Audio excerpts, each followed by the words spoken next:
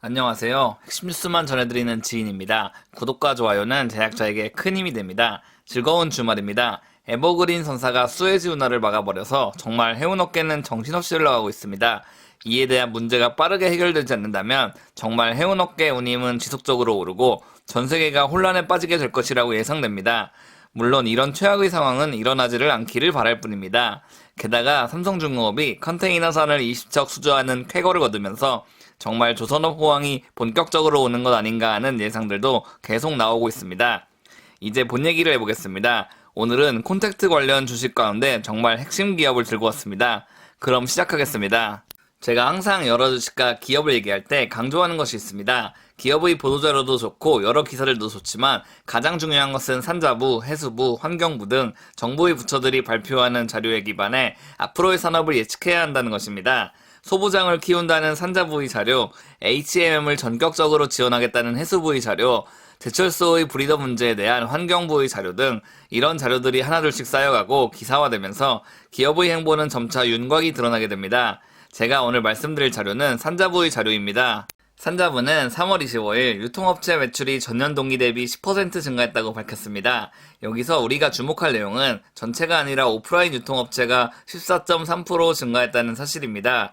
아래 전년 동월 대비지만 기준은 2월입니다. 아무래도 2월 자료를 다 집계하고 나니 3월이 됐고 늦은 3월 25일이 돼서야 관련 자료가 나온 것이라고 볼 수 있습니다. 오른쪽의 오프라인별 매출 증감률을 보자면 단연 백화점의 성장세가 눈에 띕니다. 지난해 동기 대비 무려 39.6%나 증가했습니다.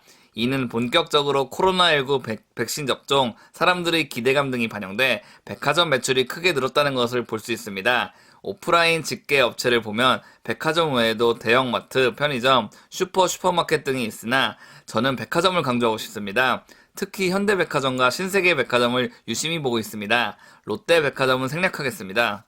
2월 매출이 급격하게 좋아진 데에는 설날 특수도 한몫했다고 자료는 말하고 있습니다. 2020년에는 설날이 1월이었으나 올해는 설날이 2월이었기 때문에 괜찮은 매출이 잡힌 것이라고 말하고 있네요.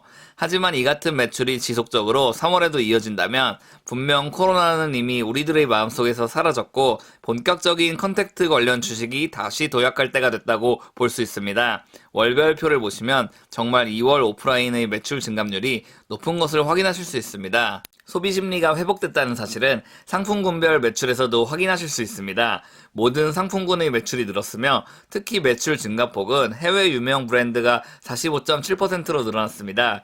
식품, 가전제품과 같은 제품들은 백화점이 아니어도 여러 대형마트에서 구매할 수 있습니다. 그런데 유명 브랜드에 대한 매출이 45.7% 높아졌다는 사실은 이제 사람들이 필수재를 구입하는 것을 넘어서 여러 여가와 사치를 부리겠다는 의미로도 일부 받아들일 수 있습니다. 오프라인 부문의 구매 건수와 단가를 보시면 보다 명확해집니다. 백화점의 구매 건수는 전년 동기 대비 14% 늘었으며 구매 단가는 22.4% 높았습니다. 구매 건수보다 구매 단가가 늘었다는 사실은 백화점에서 구입하는 물품들이 사치품에 집중됐다는 의미로도 볼 수 있습니다.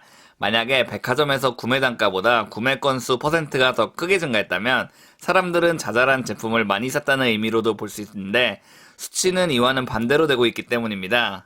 이 자료의 마지막에 나와 있는 1년간의 매출 증감률 추이를 살펴보겠습니다. 제가 앞서 말씀드렸던 설날 특수 때문에 2월에 해외 유명 브랜드에 관련된 매출이 더 많이 나왔다고 볼 수 있을 텐데 이는 1월 자료를 보면 보다 명확히 알 수 있습니다. 보시면 올해 1월에도 전년 동기 대비 21.9% 해외 유명 브랜드 매출이 증가한 사실을 알 수 있습니다.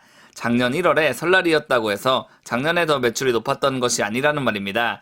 이 자료를 보시면 해외 유명 브랜드와 가정용품만 계속 전년 대비 좋아지고 있다고 볼 수 있습니다.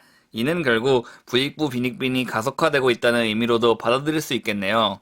3월 26일 리포트를 살펴보겠습니다. 산자부의 자료하고는 약간 차이가 있지만 키움증권도 현대백화점에 대해 긍정적으로 보고 있습니다.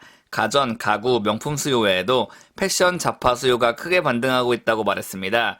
산자부 자료에는 없었지만 이 리포트에는 3월 성장률은 전년 대비 60% 성장할 것으로 전망하고 있습니다. 게다가 1월 매출액은 2,138억 원, 영업이익은 783억 원이 예상돼 전년 동기 대비 완벽한 회복을 보여줄 것으로 예상됩니다.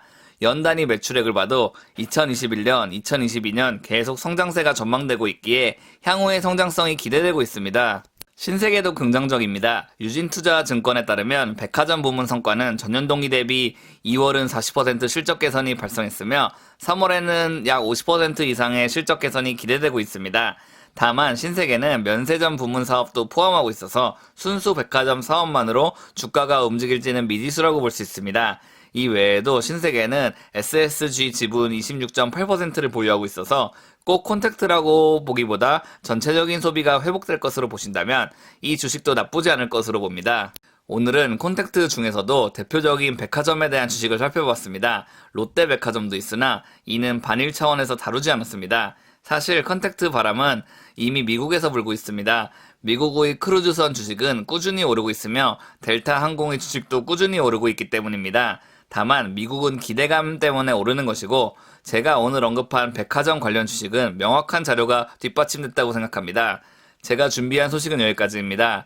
사회가 혼란스러운 가운데 조선업, 해운업, 건설기계업 등이 주구장창 가고 있습니다. 저는 2분기에는 그동안 상대적으로 덜 주목받았던 CJ 대한통운, 백화점 등이 본격적으로 움직이지 않을까 하고 예상하고 있습니다. 물론 1분기에 긍정적인 매출이 나와줘야 하겠지만요. 지금까지 핵심 뉴스만 전해드리는 지인이었습니다. 감사합니다.